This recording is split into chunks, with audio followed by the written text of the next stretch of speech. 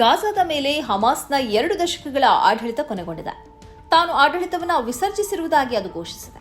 ವಿಶ್ವಸಂಸ್ಥೆ ಬೆಂಬಲಿತ ತಾಂತ್ರಿಕ ತಜ್ಞರ ಸಮಿತಿಗೆ ಅಧಿಕಾರವನ್ನು ಹಸ್ತಾಂತರಿಸುವುದಾಗಿ ಅದು ಹೇಳಿದೆ. 2025ರಲ್ಲಿ ಜಾರಿಗೆ ಬಂದ ಅಮೆರಿಕ ಮಧ್ಯಸ್ಥಿಕೆಯ ಕದನ ವಿರಾಮದ ಒಪ್ಪಂದದ ಭಾಗವಾಗಿ ತಾನು ಹೀಗೆ ನಡ್ಕೊಳ್ತಿರುವುದಾಗಿ ಅದು ಹೇಳಿದೆ. ಇದೇ ವೇಳೆ ಹಮಾಸ್ ದಿಢೀರಾಗಿ ಇಂತಹದ್ದೊಂದು ನಿರ್ಧಾರ ಕೈಗೊಂಡದ್ದೇಕೆ ಎಂಬ ಪ್ರಶ್ನೆ ಎದುರಾಗಿದೆ. ಇದು ಹಮಾಸ್ನ ರಾಜಕೀಯ ಹಿನ್ನಡೆ ಎಂಬ ಅಭಿಪ್ರಾಯ ಇದೆ. ಇದೇ ವೇಳೆ ಹಮಾಸ್ನ ಬುದ್ಧಿವಂತಿಕೆಯ ನಡೆ ಎಂಬ ಅಭಿಪ್ರಾಯವೂ ಇದೆ. ಹಮಾಸ್ನ ಆಡಳಿತವನ್ನು ತೋರಿಸಿ ಇಸ್ರೇಲ್ ಪದೇ ಪದೇ ದಾಳಿ ನಡೆಸುತ್ತಾ ಇದೆ. ಕದನ ವಿರಾಮ ಒಪ್ಪಂದದ ಬಳಿಕ 1000ಕ್ಕಿಂತಲೂ ಅಧಿಕ ಮಂದಿಯನ್ನ ಇಸ್ರೇಲ್ ಹತ್ಯೆ ಮಾಡಿದೆ. ಹಮಾಸ್ ಅಧಿಕಾರ ಹಸ್ತಾಂತರಿಸಿಲ್ಲ ಎಂಬುದನ್ನು ಅದು ನೆಪವಾಗಿ ಈ ಹತ್ಯೆಗೆ ತೋರಿಸ್ತಾ ಇದೆ. ಈ ಹಿನ್ನೆಲೆಯಲ್ಲಿ ಬುದ್ಧಿವಂತಿಕೆಯಿಂದ ಅದು ಈ ಬಾರಿ ನಡ್ಕೊಂಡಿದೆ ಎಂಬ ಅಭಿಪ್ರಾಯ ಇದೆ. 2006ರಲ್ಲಿ ಚುನಾವಣೆಯಲ್ಲಿ ಗೆದ್ದ ಬಳಿಕ ಗಾಜಾದ ಅಧಿಕಾರ ಹಮಾಸ್ನ ಕೈಯಲ್ಲಿದೆ. ಇದೀಗ ಅದು ತನ್ನ ಆಡಳಿತವನ್ನು ಹಸ್ತಾಂತರಿಸಿದ್ದರೂ ಸಾರ್ವಜನಿಕ ಸೇವೆಗಳನ್ನು ಒದಗಿಸಲು ತಾಂತ್ರಿಕ ಮತ್ತು ವೃತ್ತಿಪರ ಸಿಬ್ಬಂದಿಯನ್ನು ಅದು ಉಳಿಸಿಕೊಂಡಿದೆ.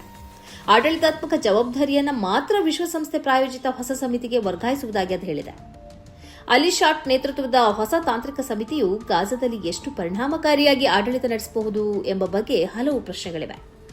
ಅಲಿ ಶಾಟ್ ನೇತೃತ್ವದ ಆಡಳಿತ ಸಮಿತಿ ಹೊರಗಿನದ್ದಾಗಿರುವುದರಿಂದ ಅದರ ಕಾರ್ಯನಿರ್ವಹಣೆಯ ಬಗ್ಗೆ ಈಗಲೇ ಹೇಳುವಂತಿಲ್ಲ. ಇಸ್ರೇಲಿನ ನಿರ್ಬಂಧ ಮತ್ತು ಇನ್ನಿತರ ಕಾರಣಗಳಿಂದಾಗಿ ಆಹಾರ, ಔಷಧ ಮತ್ತು ವಿದ್ಯುತ್ನಂತಹ ಸೇವೆಗಳನ್ನು ಗಾಜಾಕ್ಕೆ ಒದಗಿಸುವುದು ಸುಲಭ ಸಾಧ್ಯವಲ್ಲ.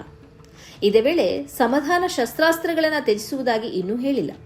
ಕದನ ವಿರಾಮ ಒಪ್ಪಂದವು ಶಸ್ತ್ರಾಸ್ತ್ರ ನಿಯಂತ್ರಣ ಸೇರಿದಂತೆ ಒಂದೇ ಸರ್ಕಾರದ ಅಡಿಯಲ್ಲಿ ಬರಲಿದೆ ಎಂದು ಷರತ್ತು ವಿಧಿಸುತ್ತದೆ. ಆದಾಗ್ಯೂ ಹಮಾಸ್ ಇದಕ್ಕೆ ಅನುಕೂಲಕರವಾಗಿ ಪ್ರತಿಕ್ರಿಯಿಸಿಲ್ಲ. ಹಮಾಸ್ ನಿರ್ಧಾರದ ಹಿಂದೆ 2 ಕಾರಣಗಳಿವೆ ಎಂದು ಲೆಂಕಾಸ್ಟರ್ ವಿಶ್ವವಿದ್ಯಾಲಯದ ಪ್ರಾಧ್ಯಾಪಕ ಸೈಮನ್ ಮಾಬೂನ್ ಹೇಳಿದ್ದಾರೆ. ಗಾಜಾದ ಪರಿಸ್ಥಿತಿ ತುಂಬಾ ಶೋಚನೀಯವಾಗಿದೆ. ಕುಸಿದ ಆಸ್ಪತ್ರೆಗಳು, ಮೂಲಸೌಕರ್ಯಗಳ ಕೊರತೆ ಮತ್ತು ನೆರವು ತಲುಪಿಸುವಲ್ಲಿನ ತೊಂದರೆಗಳಿಂದಾಗಿ ಹಮಾಸ್ ಹಿಂದಿನಂತೆ ಆಡಳಿತ ನಡೆಸುವುದು ಅಸಾಧ್ಯ. ಈ ಬದಲಾವಣೆಯನ್ನ ಜನರು ರಕ್ಷಿಸಲು ಬದುಕುಳಿಯುವ ತಂತ್ರವಾಗಿ ಕಾಣಬಹುದು.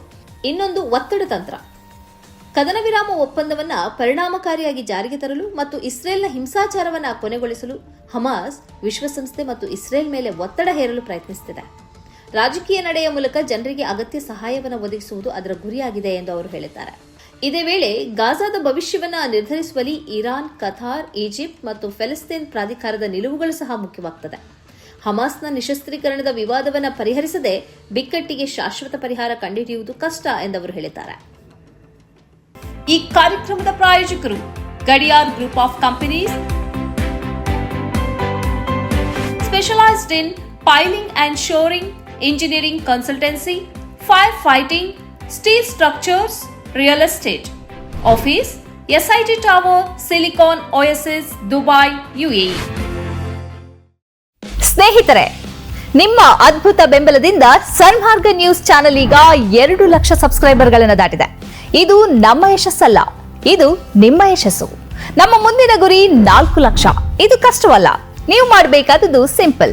ನೀವು ಸನ್ಮಾರ್ಗ ನ್ಯೂಸ್ ಚಾನೆಲ್ ವಿಡಿಯೋವನ್ನ ನಿಮ್ಮ ಸ್ನೇಹಿತರಿಗೆ, ಕುಟುಂಬದವರೊಂದಿಗೆ ಹಂಚಿಕೊಳ್ಳಿ ಮತ್ತು ಅವರಲ್ಲೂ ಸಬ್ಸ್ಕ್ರೈಬ್ ಮಾಡಲು ಹೇಳಿ.